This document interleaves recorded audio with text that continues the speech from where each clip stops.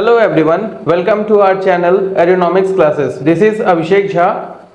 आज हम लोग मैक्रो इकोनॉमिक्स के बारे में डिस्कस करने वाले हैं। जैसे हम लोगों ने आप लोग से डिस्कस किया था कि हम लोग माइक्रो इकोनॉमिक्स और मैक्रो इकोनॉमिक्स को फुल डिटेल में स्टडी करेंगे, वैसे आज हम लोग मैक्रो इकोनॉमिक्स का जो बहुत ही इंपॉर्टेंट टॉपिक है नेशनल इनकम, इसके बारे में डिस्कस करेंगे।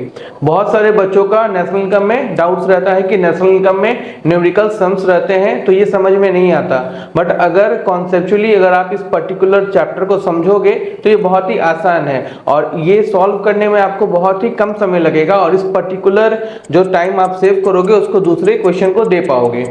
तो हम लोग स्टार्ट करते हैं। सबसे पहले नेशनल इनकम। नेशनल इनकम होता क्या है? नेशनल इनकम का मतलब होता है what ever the amount received from flow of goods and services. हम लोग के पास जो भी पैसा आता है, पैसा आएगा किस मोड में? या तो हम लोग गुड्स को बिक्री करेंगे या तो सर्विस को बिक्री करेंगे।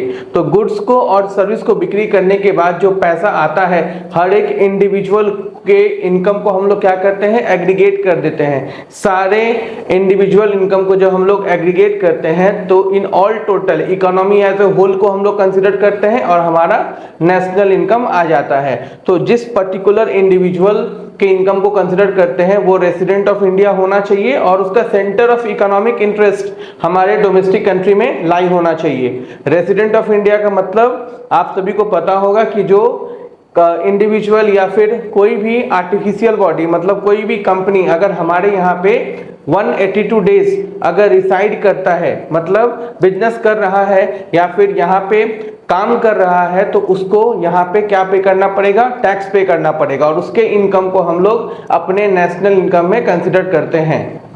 ठीक है, अब नेशनल इनकम को हम लोग कैलकुलेट कैसे करेंगे? नेशनल इनकम का क्या क्या आपका इसका सेक्टर्स होता है, कैसे हम लोग इसको कैलकुलेट करते हैं, कितने मेथड होते हैं, कितने टेक्निक होते हैं, इसको हम लोग एक एक करके डिस्कस करते हैं। सबसे पहले हम लोग नेशनल इनकम में पढ़ते हैं circular flow of income. Circular flow of income में 4 सेक्टर होते हैं। सबसे पहले हाउस होल्ड, फिर आपका फॉर्म, फिर गवर्नमेंट, फिर एक्सटर्नल सेक्टर या रेस्ट ऑफ द वर्ल्ड। तो ये सर्कुलर फ्लो ऑफ इनकम कैसे ऑपरेट करता है कि अगर एक आपका हाउस होल्ड को काम करना है तो वो काम उसको कहां से मिलेगा? फर्म से मिलेगा। फर्म ने हाउस होल्ड को काम करने के लिए बोला है, आपका हाउस होल्ड ने काम करके वापस किसको दिया है? फर्म को दिया है। तो हाउस होल्ड तो फ्री में काम नहीं करेगा, वो क्या करेगा?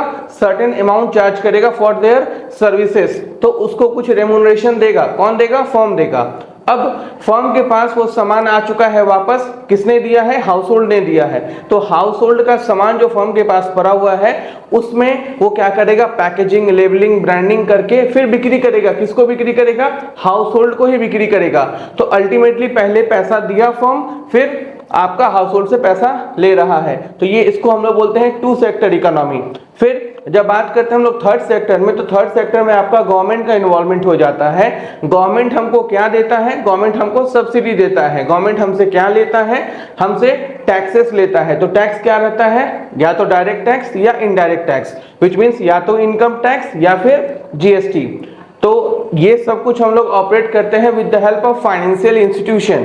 तो फाइनेंशियल इंस्टीट्यूशन मतलब ऑल द बैंकिंग सेक्टर्स और नॉन बैंकिंग फाइनेंशियल कंपनी, इसके थ्रू ही हम लोग सेविंग, बोरोइंग, लेंडिंग, बोरोइंग को एग्जीक्यूट करते हैं। अब इसमें जो 4th सेक्टर पर्सपेक्टिव होता है उसको हम लोग बोलते हैं फॉरेन सेक्टर या एक्सटर्नल सेक्टर या rest of the world, which means अगर हमारे कंट्री का ट्रांजेक्शन आपका देश के बाहर हो रहा है, विच मीन्स आइदर हम लोग इंपोर्ट कर रहे हैं या एक्सपोर्ट कर रहे हैं, तो इंपोर्ट एक्सपोर्ट को जो हम लोग कंसिडर करते हैं कि हमारा कितना आयात हो रहा है, कितना निर्यात हो रहा है, इसको हम लोग 4th सेक्टर इकोनॉमी में डालते हैं। इसके बाद हम लोग इसमें कॉन्सेप्ट पढ़ते हैं स्टॉक कॉन्सेप्ट और फ्लो कॉन्सेप्ट। स्टॉक कॉन्सेप्ट का मतलब क्या होता है और फ्लो कॉन्सेप्ट का मतलब क्या होता है? तो यहाँ पे सब कुछ बात किसको लेकर के हो रहा है? इनकम को लेकर के हो रहा है। तो ये जो इनकम रहेगा, अगर एक जगह हम लोग इसको रिजिट के फॉर्म में रख देते हैं, पॉइंट ऑफ टाइम में रख देते हैं, तो ये आपका स्टॉक कॉन्सेप्ट हो जाता है। और अगर उसको हम लोग एक प्लेस से दूसरे प्लेस में ट्रांसफर करते रहते हैं तो इसको हम लोग पीरियड ऑफ टाइम में कंसिडर करते हैं। फॉर एग्जांपल, अगर हम लोग पानी को एक टैंक में रखेंगे, water in a tank is an example of stock concept और water in a river is a example of flow concept. तो ये स्टॉक कॉन्सेप्ट और फ्लो कॉन्सेप्ट आपका नेशनल इनकम का पार्ट है। इसमें हम लोग इंजेक्शन एंड लीकेज पढ़ते हैं। इंजेक्शन मतलब जब हम लोग नेशनल इनकम में पैसा इंजेक्ट कर रहे हैं, मतलब पैसा हम लोग डाल रहे हैं, उसको हम लोग क्या बोलेंगे, इंजेक्शन। और जब पैसा हम लोग विड्रॉ करते हैं उसको बोलते हैं हम लोग लीकेज। तो ये आपका कुछ कुछ पोर्शन है जो हम लोग को बेस समझने में काम आता है। इसके बाद हम लोग नेशनल इनकम कैलकुलेट कैसे करते हैं, उसका आपका 3 मेथड होता है। नेशनल इनकम को कैलकुलेट करने का 3 मेथड होता है। पहला आपका इनकम मेथड, दूसरा वैल्यू एडेड मेथड, तीसरा आपका एक्सपेंडिचर मेथड। तो अब ये इनकम मेथड क्या होता है, वैल्यू एडेड मेथड क्या होता है, एक्सपेंडिचर मेथड क्या होता है, इसको हम लोग एक एक करके डिस्कस करेंगे। बट ये डिस्कस करने से पहले आप लोग को समझना पड़ेगा कि नेशनल इनकम बेसिकली हम लोग किसको कंसीडर करते हैं। यूजुअली हम लोग सुनते हैं कि जीडीपी हमारा नेशनल इनकम होता है, but GDP is not only the national income. इसमें आपका बहुत सारा फैक्टर को हम लोग और कंसीडर करते हैं। ये समझने के लिए आपको समझना पड़ेगा कि ग्रॉस का मतलब क्या होता है, नेट का मतलब क्या होता है, फैक्टर कॉस्ट क्या होता है, मार्केट प्राइस क्या होता है, फिर डोमेस्टिक इनकम क्या होता है, नेशनल इनकम क्या होता है। ये समझने के लिए आपको एक बेसिक चीज जानना पड़ेगा कि जो पैसा हमारे पास आ रहा है, पैसा कैसे आ रहा है, या तो गुड्स को आपका सेल करके या सर्विस को सेल करके। तो जब हर एक इंडिविजुअल के इनकम को हम लोग एक्यूमुलेट करेंगे, एग्रीगेट करेंगे, तो हमारा देश का इनकम आ जाएगा। तो हम लोग जब कैलकुलेशन करते हैं तो अपने को या तो मार्केट प्राइस पता चल जाएगा या फैक्टर कॉस्ट पता चल जाएगा। क्वेश्चन में कुछ ना कुछ दिया रहेगा। तो अब आपके पास मार्केट प्राइस है, आपको फैक्टर कॉस्ट के पास जाना है। आपके पास डोमेस्टिक इनकम है, आपको नेशनल इनकम के पास जाना है। आपके पास अगर समहाउ जो prospective in summation of all factors में टैक्स को लेकर के दिया हुआ है कि फैक्टर कॉस्ट में कैसे करेंगे, मार्केट प्राइस में कैसे करेंगे, उसके लिए आपको ये कॉन्सेप्ट समझना पड़ेगा। वो कॉन्सेप्ट क्या है कि अगर हमको मार्केट प्राइस कैलकुलेट करना है तो मार्केट प्राइस में हम लोग क्या करेंगे, टैक्स को इंक्लूड कर लेंगे। तो ये टैक्स कौन सा टैक्स रहेगा, इसको हम लोग बोलते हैं एनआईटी, नेट इनडायरेक्ट टैक्स। तो नेट इनडायरेक्ट टैक्स क्या होता है, इनडायरेक्ट टैक्स माइनस सब्सिडी।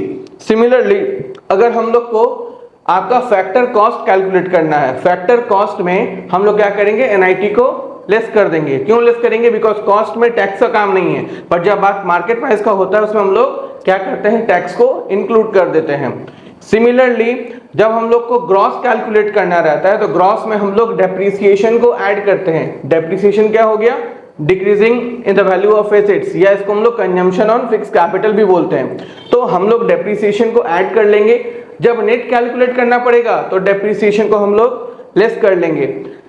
आपका इसके साथ साथ अगर आपको समझ में आ गए फैक्टर कॉस्ट क्या होता है, मार्केट प्राइस क्या होता है, ग्रॉस आपका क्या होता है, नेट क्या होता है, तो आपको समझना पड़ेगा डोमेस्टिक इनकम क्या होता है। वो इनकम जो हम लोग देश के अंदर ज्योग्राफिकल बाउंड्री के अंदर में अर्न कर रहे हैं, विच मीन्स जो बाहर का पैसा है उसको हम लोग को हटा देना है, डिडक्ट कर देना है। तो बाहर का पैसा क्या हो गया, NFIA, net factor income from abroad. जो पैसा मेरे को बाहर से आ रहा है उसको हम लोग क्या करेंगे, हटा देंगे जब हमको डोमेस्टिक इनकम कैलकुलेट करना होगा। और जब हम लोग नेशनल इनकम कैलकुलेट करेंगे तो उसमें क्या करेंगे, बाहर के पैसे को ऐड कर देंगे, विच मीन्स हम लोग ऐड कर देंगे net factor income from abroad. ठीक है, इसके अलावा हम लोग यहाँ पे अलग अलग मेथड के प्रोस्पेक्टिव को समझेंगे कि अभी हम डिस्कस किए थे कि कौन सा टेक्निक है, कौन सा मेथड है, इनकम मेथड। इनकम मेथड मतलब सभी के इनकम को क्या कर देंगे, एक्यूमुलेट कर देंगे। फिर हम बात किए थे आपका वैल्यू एडेड मेथड, या इसको हम लोग आउटपुट मेथड भी बोलते हैं कि सपोज मेरा इनकम लास्ट ईयर 10 लाख था, इस साल 15 लाख हुआ, तो कितना से वैल्यू एडिशन हुआ, 5 लाख से। तो 5 lakh will be an national income, 5 lakh rupees will be national income for this particular accounting year. फिर हम बात की एक्सपेंडिचर मेथड का कि अगर हम लोग अपने सारे एक्सपेंडिचर को एक्यूमुलेट कर लेंगे हमको पता चल जाएगा कि मेरा इनकम क्या है। ठीक है, हम लोग एक एक करके इस पर्टिकुलर टॉपिक को डिस्कस करेंगे। Thank you for watching.